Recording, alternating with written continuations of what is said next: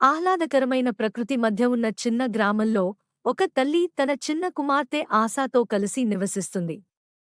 వారు ఉలైన సంతోషంగా జీవిస్తారు. తల్లి ఆశాకు మంచితనము, తెలివితేటల విలువను నేర్పుతుంది. ఒకరోజు గ్రామ పెద్ద ఒక ప్రకటన చేస్తాడు. నది నీరు మురికి అవుతోంది. కానీ కారణం ఎవరికీ తెలియదు. పరిశుభ్రమైన నీరు లేకుంటే గ్రామం కష్టాల్లో పడుతుంది. దీనికి పరిష్కారం కనుగొనే వారికి బహుమతి ఇస్తామని ఆయన చెబుతారు. తెలివైన చిన్నారి ఆశా సమస్య పరిష్కరించాలని నిర్ణయించుకుంటుంది. నదికి వెళ్లి దాని ప్రవాహాన్ని గమనిస్తుంది. కొంతమంది నీటి ప్రవాహాన్ని అడ్డుపడేలా చిన్న గట్టును నిర్మించినట్లు గుర్తిస్తుంది. ఆశా ఇంటికే పరుగెత్తుకుంటూ వెళ్తుంది మరియు తల్లికి చెప్పుతుంది.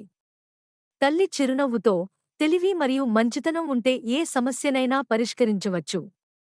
వెంటనే గ్రామ పెద్దలకు చెప్పు అని చెప్పుతుంది. ఆశా గ్రామ పెద్ద వద్దకు వెళ్లి చెప్పుతుంది.